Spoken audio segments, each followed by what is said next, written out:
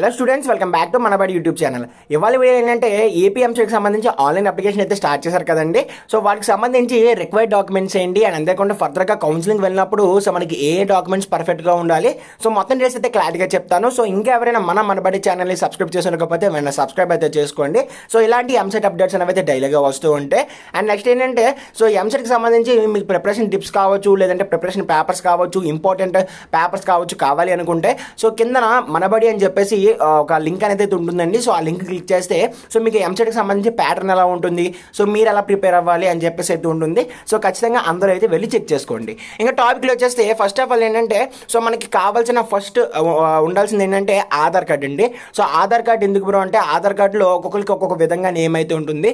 So కాబట్టి మీకు ఏంటంటే ఎస్ఎస్సిలోని ఇంటర్లోని సో మీకు ఏ విధంగా అయితే ఉన్నాయో నేమ్స్, సో అందులో ఏంటంటే ఆధార్ కార్డులో కూడా మీరు ఖచ్చితంగా అదే నేమ్ అయితే మెయింటైన్ చేయండి, ఓకేనా. సో ఒకవేళ ఏమైనా మిస్టేక్స్ ఉంటే మీరైతే మార్చుకోండి. అండ్ ఆధార్ కార్డులో కూడా మ్యాక్సిమం ఏంటంటే ఎలాగో మీకు మొబైల్ ఫోన్స్ వచ్చి ఉంటాయి కాబట్టి సో మీ మొబైల్ నెంబర్ అనేది అయితే సో దానికైతే లింక్అప్ చేసి ఉంచుకోండి, ఎందుకంటే ఫర్దర్గా సో మీకు కౌన్సిలింగ్ అయితే ఏం ఇష్యూస్ రావన్నమాట.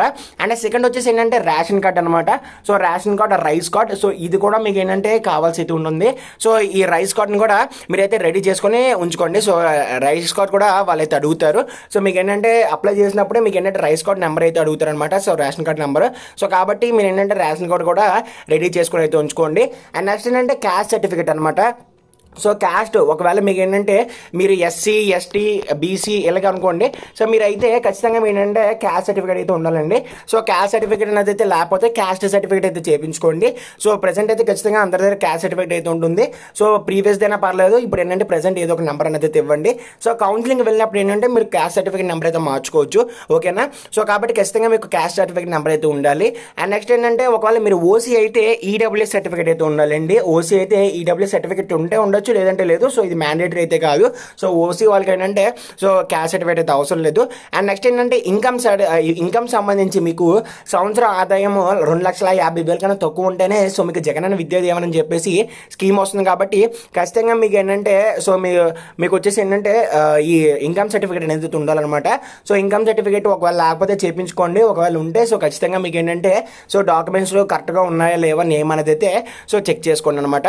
అండ్ నెక్స్ట్ ఏంటంటే ఒకవేళ మీ దగ్గర ఏమైనా సరే సో స్పెషల్ రిజర్వేషన్స్ అనేవి అయితే ఉన్నాయనుకోండి, లైక్ ఏంటంటే ఎన్సీసీ కావచ్చు, క్యాప్ కావచ్చు, స్పోర్ట్స్ అండ్ గేమ్స్ కావచ్చు, ఇలాంటివి ఏమైనా ఉంటాయి. సో ఇవి కూడా మీకు ఏంటంటే ఒరిజినల్ డాక్యుమెంట్స్ అయితే ఉండాలన్నమాట. సో కాబట్టి ఇవి కూడా ఒరిజినల్ డాక్యుమెంట్స్ అనేవి అయితే మీరు రెడీ చేసుకొని అయితే ఉంచుకోండి. అవి కూడా పర్ఫెక్ట్గా నేమ్స్ అనేవి అయితే ఉన్నాయా లేవో చెక్ చేసుకోండి. ఇవి ఉన్నాయనుకోండి సో మీకు ఫర్దర్గా ఏంటంటే కౌన్సిలింగ్లో అయితే యూజ్ అవుతాయి అనమాట.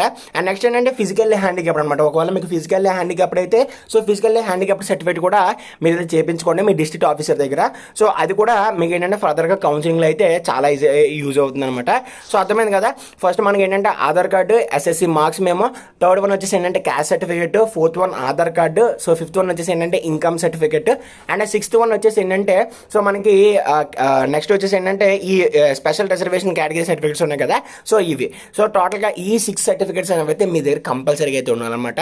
సో ఒకవేళ ఈ 6 సర్టిఫికేట్స్ లేకపోతే సో వెంటనే మీరు ఏంటంటే ఇందులో ఏమైనా మిస్టేక్స్ ఉన్నా సరే వెంటనే మార్పించుకోండి. సో ఒకవేళ లేకపోతే అప్లై చేస్తే మీకు అయితే కొత్తవి అయితే వచ్చేస్తాయి అనమాట.